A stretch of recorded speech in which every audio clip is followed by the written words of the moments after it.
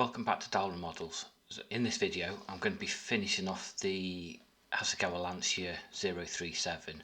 So as you can see in the instructions, it's just all the final bodywork pieces, wheels, clear parts, etc. So to start with, I'm going to use the Molotow chrome pen to do the headlight buckets and various other chrome parts. I've not used one of these before, so this is the first time, and I thought perfect opportunity to give it a try because I can't use bare metal foil on this kit, and obviously I wouldn't use that for this anyway, but I thought I'll see how it goes, see what it's like. You can use it straight onto bare plastic, as you can see I'm doing there, and it gives a really nice metallic finish, so I was quite impressed with that. So I'll just go over everything else with it. As you can see, it goes down nicely. It's a typical one of these pens where you've got to push it down to get the ink to flow through, and then once it's coming out, it goes down well. And also you can use a fine brush or something like that to pick parts off it. I know people get the refills, put it through their airbrush, so it's quite versatile in how you can use it. It does rub off easily though, so you have to be a bit careful, but yeah, there you go. I'm happy with that. So moving to the main paint, so as always, Zero Paint's grey primer, and then I'm just going to whiz around all of the small pieces with it, light coats to start with, and then build up the layers. So I'm only going to show one coat going down, but it's the same process for all of them, just light coats all over.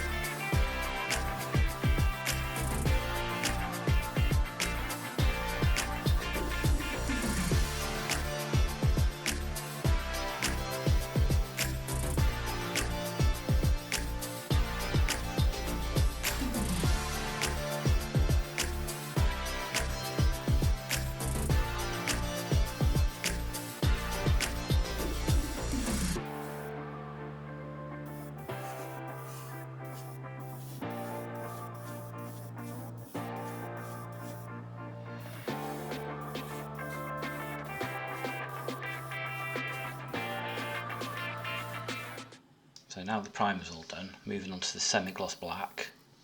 So as always, check my flow out of the airbrush is right and I've got the right pressure, and then start laying it down. And the same process again, thin coats and build the layers up. So just whiz around all of these parts with the black now.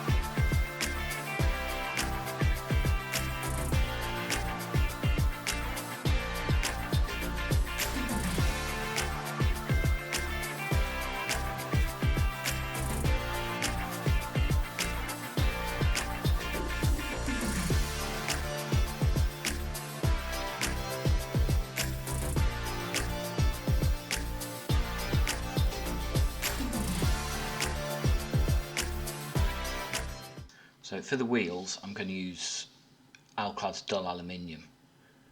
So again, testing the flow, and then I can start building it up on the inside. So I always prefer to do the inside of the rims first. Just means that any overspray that might go through the holes into the front, I can then deal with afterwards, and then it's going to give a neater finish at the end. So once the back's done, I can then move on to the front, and I'm just going to go at it from a few different angles, just so that I make sure I get all of the sections, especially on those fronts where you've got those slats or vents or whatever you want to call them on these wheels. I want to make sure I get in all of those and get an even coverage across.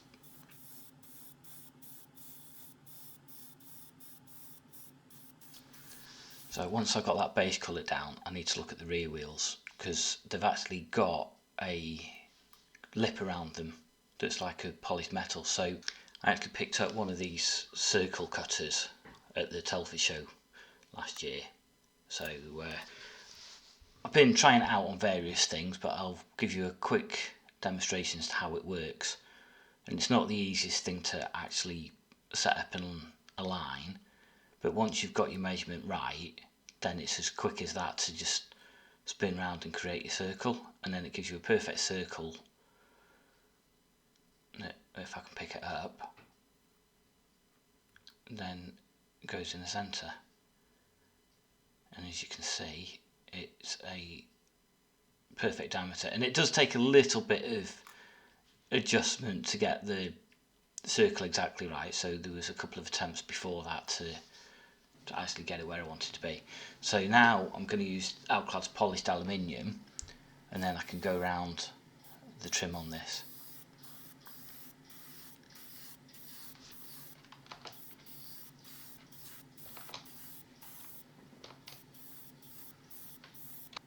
So same process again as I did before, just going around getting all of the different angles and such, so that I get a nice even coverage all the way around.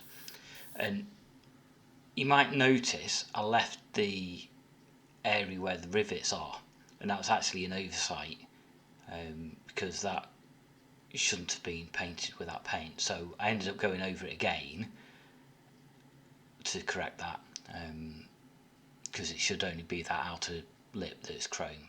So as you can see there, it's now been corrected.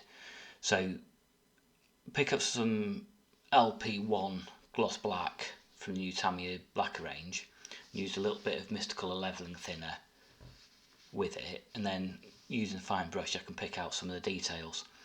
So I'm just going around the inner hubs of the wheels with this, and I'm just taking my time to make sure I get nice even coverage without getting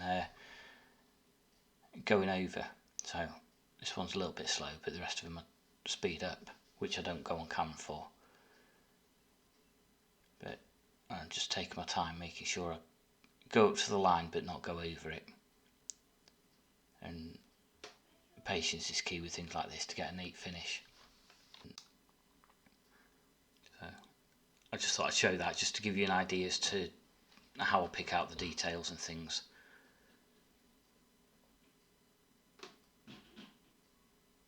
Slow and carefully, basically.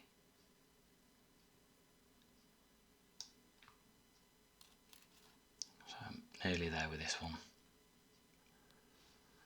So like I said, I won't show you the rest of them on video because that'd just be really boring, but there's the final result. As I said, I can go faster when I'm not trying to do it on camera, and I've worked out how much paint to load on the brush and things, so that one was a little bit longer than normal. So now I've just got some of the flat black, again from the lacquer range, and I'm just going to pick out all of the air valves which are moulded in on the wheels on these, which, as I said in the early videos, is a nice touch that Hasegawa have done to include those.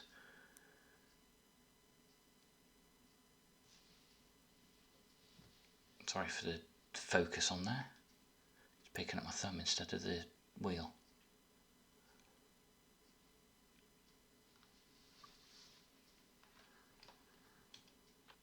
So same process again really as I did with the centre parts, just slow and steady. So now I've got some of the metallic grey, I'm just going to pick out the wheel nuts, and again same process, just carefully go around them, making sure I don't catch the edge of the wheel anywhere or get any over brush marks or anything like that, and I keep it to where I want it to be. So as you can see, I'm using a very fine brush for this to try and keep it isolated to where I actually want it to be, and make sure it's got a nice pointy tip as well, so no loose bristles or anything like that that's going to cause wayward strokes anywhere. So just taking my time, going around, turning the wheel as I go as well, and again just so that I can get it at the different angles and get it all the way around.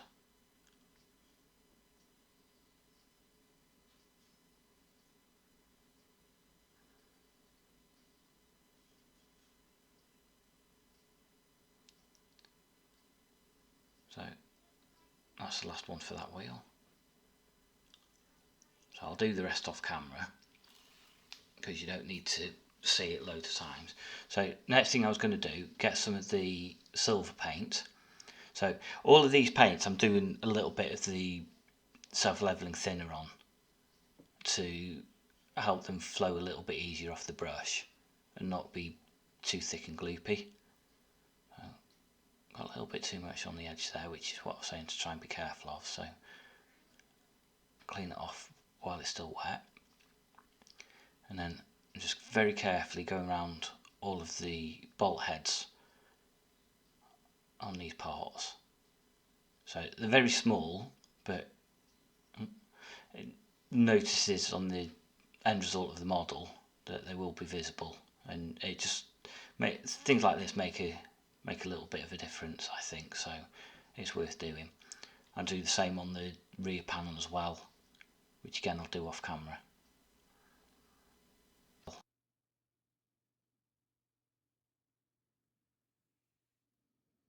So last piece for the wheels is the tyres. and as you can see there's a nice big seam line down the centre. So I've got some old emery boards that have got very coarse grit on them. You never want to use these on your nails, but for car and bike tyre I find them perfect for this.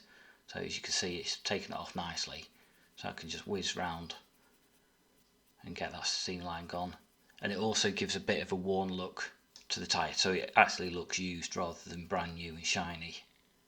I prefer to do that on all of my models, just to break it up a little bit. I also think on the overall finished look it just adds a little bit more realism to the build at the end. So not everybody does this, personal choice, but for me I think it's worth doing and makes a difference, so that's what I do.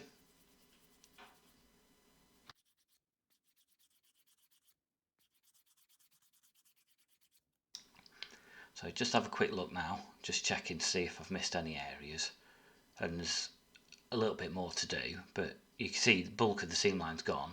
So that's after I've given it the second go over and it's completely gone, there's no evidence anywhere. So if you compare that to what it looked like originally, hopefully you do agree that it's worth the effort to do that, and it doesn't take very long at all really to go around the tyres, so worth doing as far as I'm concerned. So onto the bodywork. As you can see I've made a start doing some of the details. I've painted all of the black trim and everything, I've added the door handles, the filler caps, I've given a wash down the panel lines and everything,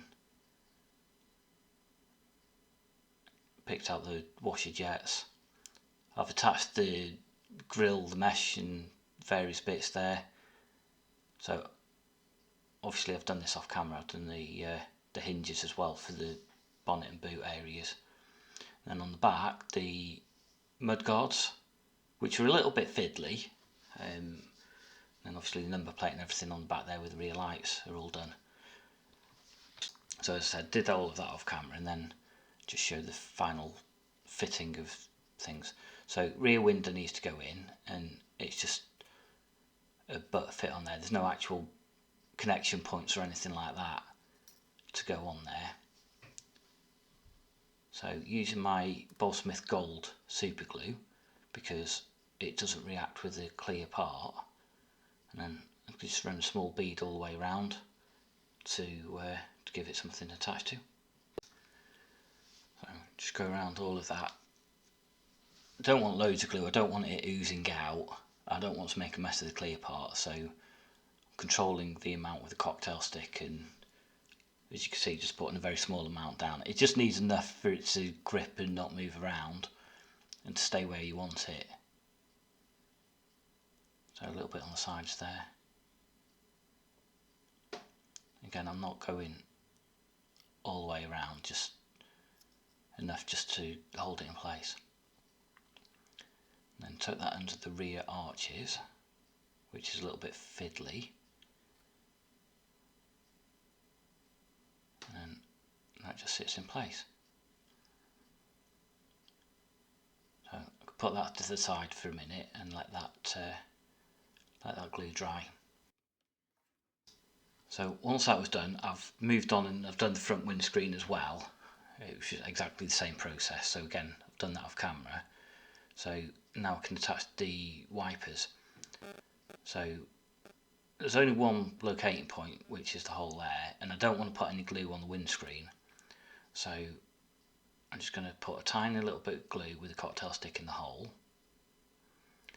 And then once I attach the wiper, I'm just going to hold that part against the windscreen just so that I can locate it, and then it's going to be sat as it should do just while that glue sets. And then the same again with this one, I'm just going to check how it fits. So I can see that it's actually going to touch the screen as I want it to. So same again, a tiny little bit of glue in the hole, and then I can fit that in place, locate it on the windscreen where I need it, and then just hold it a little bit until the glue sets or grips, because it hasn't actually set or dried at that point. side windows are the next pieces to go in. They come from the outside rather than the inside, so just fit in nicely like that. And they've also got rivet details on the outside of them, the same way as the front grille and the rear mesh part. So I picked those out with the silver at the same time, and again I didn't do that on camera, I just went around and did those.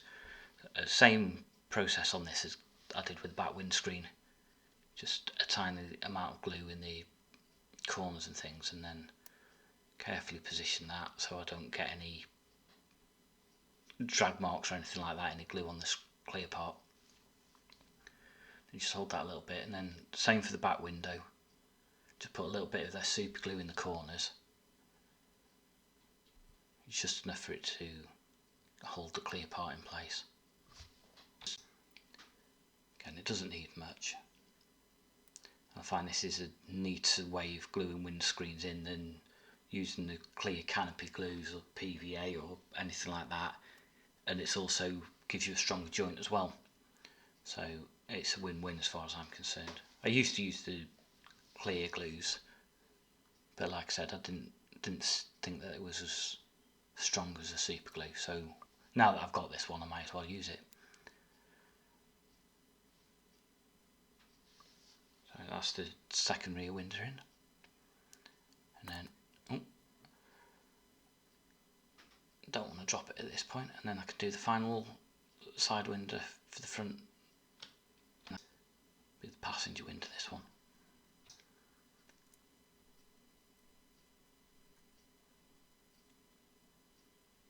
Carefully position it, and then that just pops in, the same as all of the others. It's actually quite a good fit on these, which I was relieved at. With the amount of clear that I put down, there is a tendency sometimes to end up filling the gaps where the windows would fit, and then you wouldn't have enough space for the clear parts. So I was quite, like I said, quite relieved on that. So with the wheels, I've painted some marks on them as I saw on the real ones. So there's actually directional arrows, as you can see. I was just working out which wheel goes on which side. So you might just pick that up on the camera there. So 2 front wheels on, just checking it's aligned and fitted properly, and then onto the rear ones. So that one goes on nicely like that, and then this one for some reason didn't want to go on, so I had to take it away, took it off camera while I sorted that out. I don't actually know what the problem was. I just used a file and just opened the hole up a little bit just to get it to fit in there. So I'm assuming there's like a little bit of paint build up or something like that. So the final part now is getting the chassis to fit inside of the body. So you've got these 4 clips, 2 on either side, that fit on the sills there. So it's just carefully easing it in, trying not to break anything.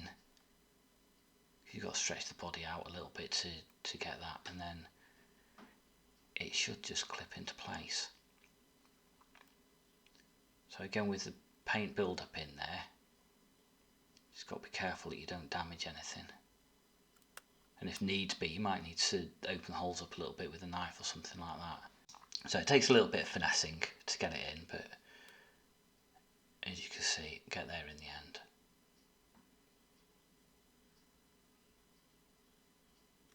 That front one's a little bit tricky for me. Again, like I said, there's a little bit of paint up in there, build up in there, so coming to an end now. So got the side mirrors to do.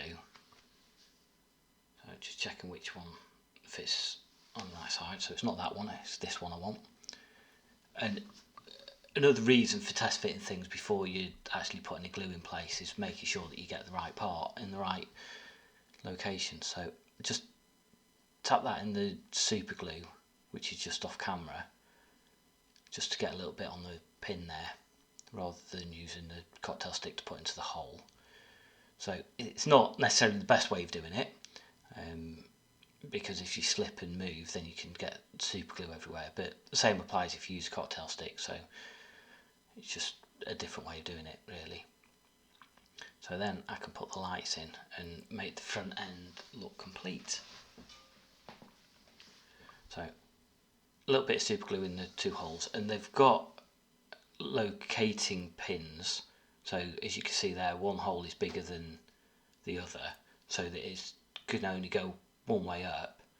And then the glass, when we get to that, the clear parts for the lenses, again is got a notch in it that only goes one way, so that the lens looks correct orientation.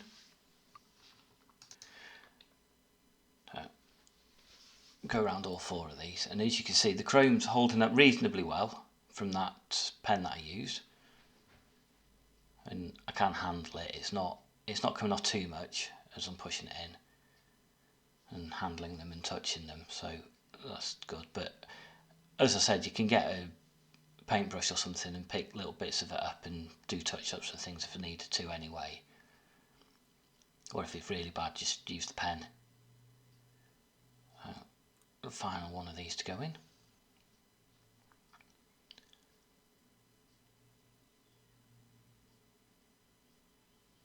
You can see on the front there the decal I did in the grill as well, where I split it out.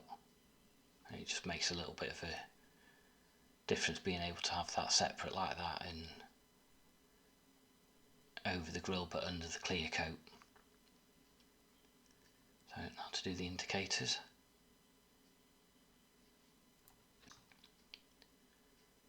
So a couple more locating points for these so that you get them in the right place.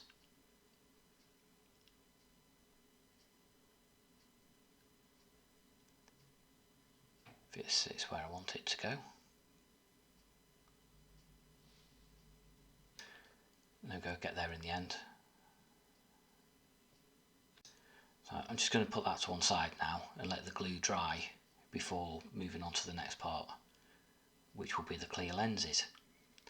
So a little bit of a step in the video so you can see where I'd left it, and then they just fit on there like that.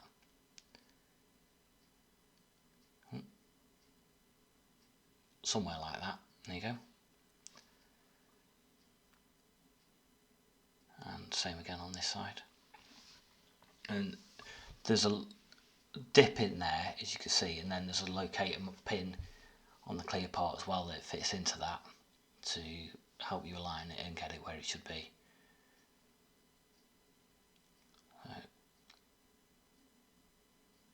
Same as the other side, just put it in and then it just sits nicely. So move on to the headlight lenses now. Just get a bit more glue. Again, I'm using the same super glue. I'm just going to put a couple of dabs around the headlight bucket just to where I want to attach those.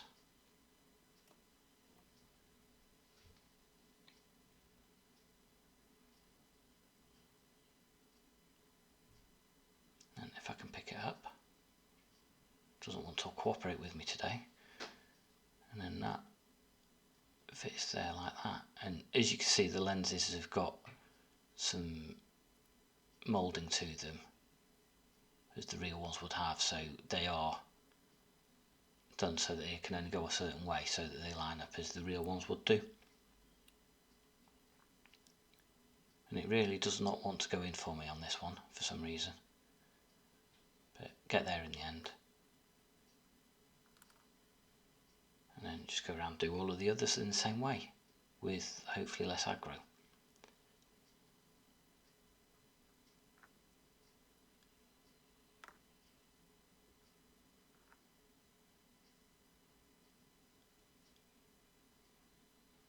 So again, checking the orientation is where I need it to be.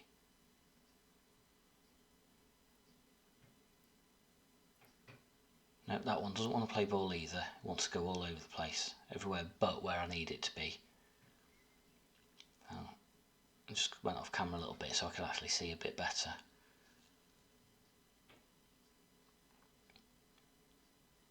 So see how this one goes.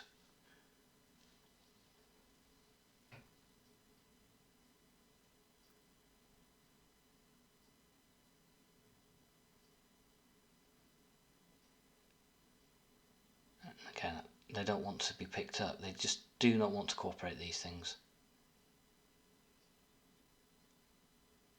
Right, that one goes in there, and that one did cooperate a little bit better once finally picked it up. And the final one. See how this one behaves. Ooh, I didn't have to fight with it on the bench then. Just in there a little bit, so there you go.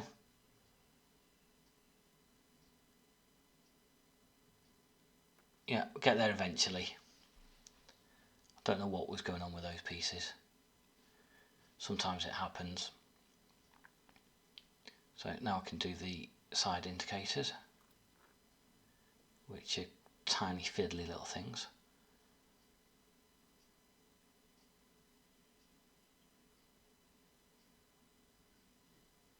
So before fitting all of these in, I have test fitted to make sure they do go in where they should do, and that I haven't got too much paint or clear coat or anything in the holes. Otherwise I'd be there fighting them even more than I did with headlights. So just making sure it goes the right way around so it fits.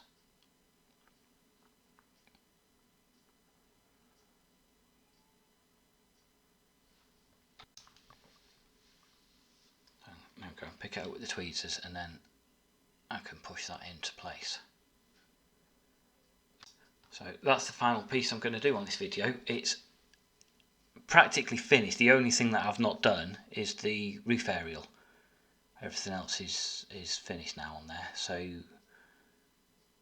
there you go. Thank you for watching. I hope you enjoyed it, and I shall see you next time, which will be for the final review video.